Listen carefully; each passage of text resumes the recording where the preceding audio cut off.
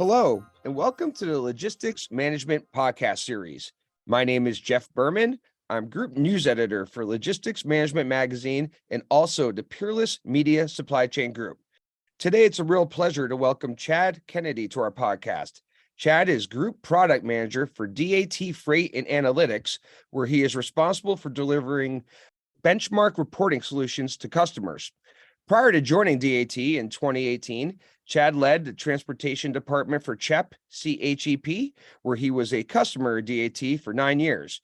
At CHEP, Chad leveraged data analytics and his prior experience as a manager with a small trucking company to partner with carriers and brokers to improve cost and service. With more than 15 years of experience in transportation and data analytics, Chad is now focuses efforts on solving analytical and benchmarking problems for shippers, carriers, and brokers. Chad earned a Bachelor's of Science in Economics from Radford University and also an MBA in Supply Chain from the University of South Florida. Chad lives in the Tampa area with his wife and his 3 kids. Hey, Chad, welcome to our podcast. It's a real pleasure to have you with us today. Thanks, Jeff. I'm excited to be here. Yeah, absolutely. It's going to be a good one. But just for our audience, before we get started, we would like to thank our friends at DAT Freight and Analytics for sponsoring today's podcast. So Chad, just to kick things off, if you don't mind, how about just giving us sort of a bit of an overview of DAT Freight and Analytics, just in terms of your key service offerings, the customers you serve, how's the sausage made at DAT, sort of? Sure. Thanks, Jeff. So most of your listeners probably know DAT as the load board, which is branded as DAT1. So that's a freight match service primarily between brokers and carriers, primarily targeted at spot freight, matching those brokers up with carriers on short-term lane rates, capacity type solutions. So freight and analytics is a separate business within DAT. So what we do is we focus on solving problems for brokers, carriers, and shippers. The business segment that I focus on and have for the bulk of my career has been on that shipper side. What we do is we collect contribution data from all of these parties. And what that means is they're sending us their lane level, load level, shipment data, and we're receiving to the tune of about $150 billion of annual freight spend per year. And this is refreshing daily. We're receiving that daily. And then what we do is we build data science models out of that to provide our customers benchmark rates that they can compare their purchasing of freight to. So a shipper's buying freight from carriers and from brokers, and this gives them a benchmark that they can compare themselves to. And we do that for primarily, well, let me just list the types of freight that we provide those benchmark rates for. So it's flatbed, dry van, temp control, intermodal, LTL, and ocean. And we've been doing this for about 20 years, if you include the acquisition from Chainalytics of the old FMIC team that's now branded as DATIQ Freight and Analytics. So we've been doing this about 20 years, and it's evolved quite a bit over 20 years from annual models and annual contributions all the way to where we are now today, where we're receiving data on a daily basis and refreshing those models and giving our customers business intelligence tools that they can analyze their results on. So that's what we do at Freight and Analytics, DAT. That's great. And just as a quick aside before we jump in, so those are the rates that you're talking about and the data. A lot of that is included in your monthly truckload volume index, correct? That's right. Yeah, that's an index that we publish that you can find out there, and that gives you a sense for the demand side of things and how much that's affecting the market. Yeah. Okay. Yeah. We cover that monthly. It's a great data set, to be sure. So why don't we sort of jump in here, Chad, to kick things off? How about explaining your assessment of current market trends and where we're expecting them to go? I know that's probably a bit of a loaded question. We could probably just talk about that one for our entire session. Yeah, so that's a great question. So if you don't mind, I'll I like to frame up the current state of things with a brief explanation of the typical patterns that we see. And I think most of your listeners probably understand that the freight rate market is a very typical boom and bust cycle, right? If you plot it on a trend line, it looks like a wave going up and down, up and to the right. And so those peaks occur about every 3 to 4 years, where shippers are experiencing significant pressure on rate and increasing their rates. So those last 3 peaks were 2015, 2018, and 2022.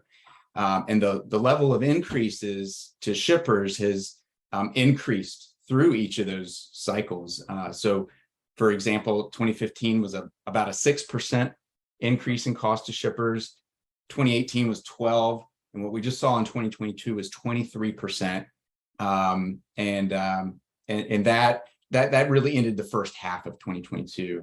And so the bulk of that was in 2021, when our shippers were experiencing that 23%. So that's the cycle that we've been through in those peaks. So we're in a trough right now. It's a great time to be a shipper. If you're buying freight, you're getting reductions.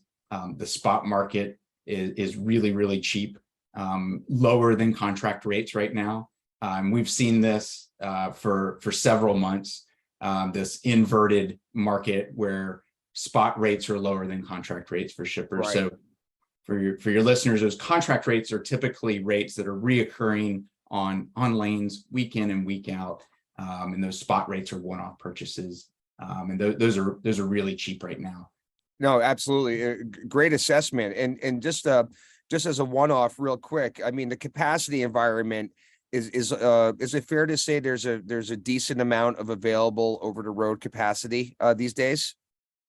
There is. It's easier than it has been for the last 3 years for a shipper to get quick capacity on a spot load. I don't know what that typical average time to cover a load is. That's something we should probably track and report on. But yeah, it's easier than it has been. And on those contract RFPs as well, shippers are right now is the time of year where we see in our data most shippers executing on their awards from their RFPs. Okay. And what we're seeing in our data is those routing guides are holding really firm. And for your listeners that may not know, a routing guide is an automated tendering system and a transportation management software that's tendering to the awarded carrier and then backup carriers, and then maybe a third carrier, how many deep they put in. And then usually it would fall all the way out to spot freight as a last resort for a shipper. But those routing guides are holding up very well. So that's a great sign that capacity is holding right now. Yeah. Right. To borrow a quick football analogy, the routing guide could kind of almost be viewed as a playbook, it seems. That's right. Yeah, that's a good analogy. I like that. Yeah. Yeah. All right. So moving on, what are some of, Chad, in your opinion, common misnomers or misunderstandings within the industry? Yeah. So when I think about the misnomer piece, typically that's something coming from general management. And so it's someone who may not be an expert in transportation. What we hear from our customers, those manager, director, and sometimes VP of logistics, some of their challenges are communicating upwards in the organization of some of these misnomers. One that's very common is the economies of scale. And so that's the misnomer that the largest shipper is going to get the lowest rates in the marketplace. We do not see that in our data. Our shippers tell us that's not the case. And typical scenario will be, large shipper grows through acquisition of another company. And there may be some misconceptions that we'll get lower freight rates now because we have more buying power. And that just doesn't prove out.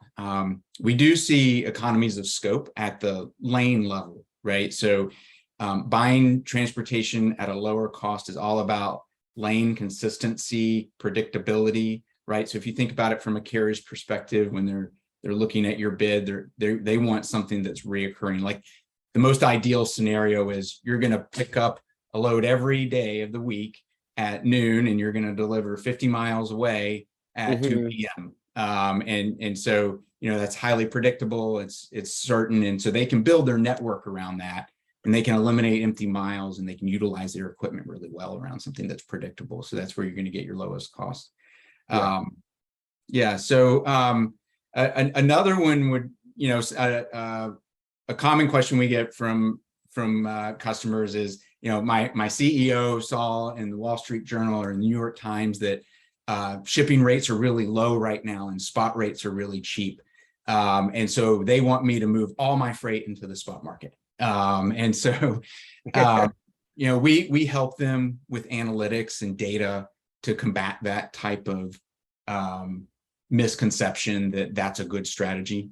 These periods of time where spot is lower than contract are usually very short-lived, and you do not want to be living there when you don't want all your freight procured through spot when the market turns, because it'll get really, really bad for you for typically a much longer period of time where spot rates are higher than contract. So we help them with that, and then also just talking through the very practical implications of a shipper moving all their freight into the spot market.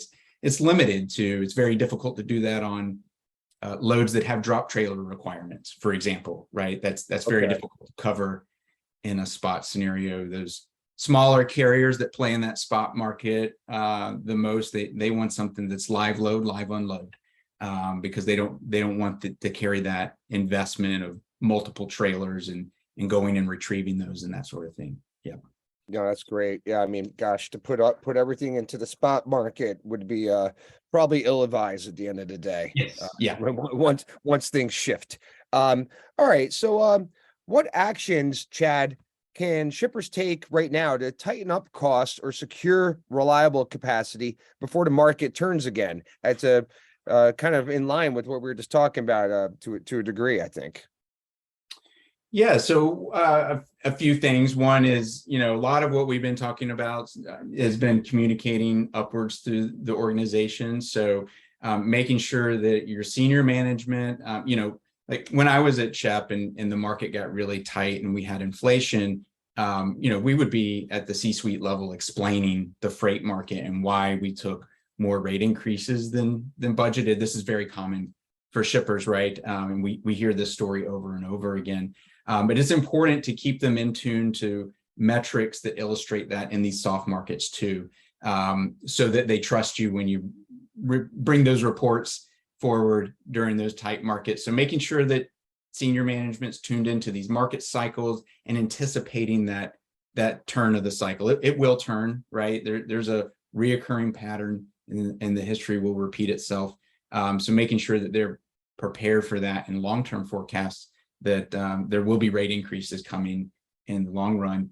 And we have some forecast reports that help shippers with that as well. And then more tactically, it's analyzing your network. So shippers have a really complex, challenging problem that they're trying to solve when they're procuring freight. So, I'll give you an example of a shipper that, may have $200 million larger shipper in freight spend, and maybe 1,000 lanes that they're procuring for.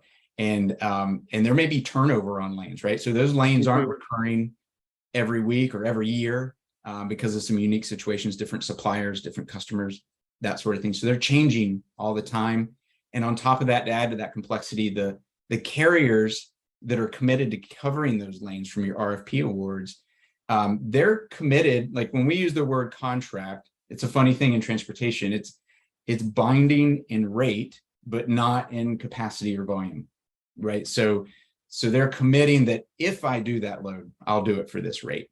And so the shipper's having to manage and watch and monitor that routing guide compliance, because it really is a major lever for cost, right? So if that routing guide compliance starts to slip on any one of those 1,000 lanes, costs can start to creep up on you really quickly. So monitoring that is a really key metric. Even in these soft markets, every shipper that we look at, there's always opportunity to monitor that type of thing and make some slight adjustments to improve cost. And we help shippers do that with our benchmark rates, because just comparing to that benchmark quickly pulls out those exceptions of we've got a lane that was below is now above the benchmark rate. Okay. Worth exploring that type of exception type reporting. So those are two things that come to mind that are kind of basic 101 transportation management, tactical things that all shippers should be doing right now. And I'll add one more that's very popular or common in these types of soft markets is trying to proactively improve your position with your suppliers, your partners, your carriers as a shipper of choice, so that when I treat you well, we work well together. I'm not taking all your lanes away from you in the soft market to get lower costs. We're good partners, so that in the long run, we remain good partners, and you treat me well in the tight market. So that's another shipper of choice you hear as the phrase there that's used commonly. So preparing for that now is a good move. Okay, great. And also, Chad, just curious in terms of if you could please describe what you view are the keys to sound RFP management. As you know, this is generally when shippers are awarding those RFP bids. Sure. Yeah. So they're awarding those bids now, and typically somewhere. So that process really starts in about the fall for a large shipper. A smaller shipper is going to be more nimble, and that bid process is going to be much faster. But if you're managing 1,000 lanes, you may start preparing for that RFP process to start executing on your awards in January, February, March. That may start occurring in the fall. And one key part of that is making sure you've targeted the right lanes. For example, using a benchmark rate to compare your lane rates and avoid taking out those lane rates that are great, right? That are lower than the market. And often this is a signal that you've just got really great fit between the shipper and the carrier, right? It's a great network fit for the carrier, and you don't want to disrupt that. So a lot of our customers tell us they'll carve those out of an RFP and have a conversation with the carrier and let them know, we identify that this is a good fit for you and it's a good fit for us. We're not going to put that in our RFP and risk disrupting that, because there is a cost to changing out carriers and that sort of thing, especially if you have large drop trailer pools. So preparing that way. And then the other side of that is making sure you're identifying those lanes that do need to go out to RFP. And so our customers use our benchmark rates to find those lanes that are above the market level. And we can use forecasting as well to look out that, hey, your rates may be at market today, but we think the market's going to continue to go down. So 3 months from now, these rates are going to be above market. So those might be some that you want to carve out and include in the RFP. So that type of lane selection is really, really key. We also talk to a lot of our customers that kind of work through their carrier network. Who are the partners that I want to be working with next year? So a lot of our customers will identify a core carrier group, strategic partners, make sure that they're not going to disrupt their network too much. That's part of that shipper of choice piece as well. And then maybe you've got to, you need to call that bottom rung of underperforming carriers. So you want to make sure you include their lanes in the bid, and maybe bring some new carriers into your network. These networks are changing all the time, right? So you've got shippers whose lanes are changing, and you've got carriers whose networks are changing. Yeah. So finding new carriers, we have a tool that our customers use called Carrier Select, where we can recommend carriers as a good fit for their lanes based on the lanes that the shipper and the carrier are running. So I would say that is also another key thing. I'll hit on one more. I know we're running up against time here soon. But it's around forecast accuracy, and not rate forecast, but a shipper's lane and volume forecast. And this is really, really difficult. Nobody really claims to do this well, with some exceptions of shippers that just have very consistent networks, maybe by function of the product that they're manufacturing.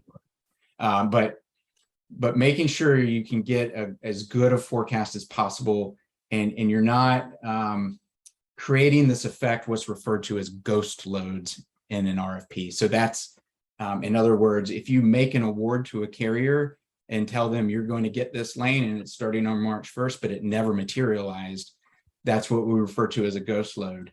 And there's research out of MIT. Chris Kaplis is one of his students there, did some research that showed that when that happens, that carrier is going to give you a 2% higher rate in next year's RFP. So there's a cost to that. So making sure as much as possible you're forecasting as best as you can, and also just don't put those lanes in a big RFP that aren't reoccurring regularly. So only include those consistent lanes that you have a much higher degree of confidence that are going to materialize for those carriers. So yeah, totally makes sense. All right, Chad. Well, listen, this brings us to the end of our allotted time for today's podcast session. So on behalf of Logistics Management and the Peerless Media Supply Chain Group, I'd like to just offer up a big thank you for spending some time with us today. Thanks, Jeff. I appreciate it. It's been great. Yeah, no, absolutely. We also want to, again, thank our friends over at DAT Freight and Analytics for, again, sponsoring today's session. And if anyone in the audience would like to reach out to Chad, have any questions, he is on LinkedIn, and I'm just going to provide his LinkedIn sort of URL, if you will, linkedin.com/IN/CC Kennedy, again, and then again followed by a slash. And also, please feel free to give DAT Freight and Analytics a follow on Twitter. That's simply, it's all one word, at DAT Freight Team.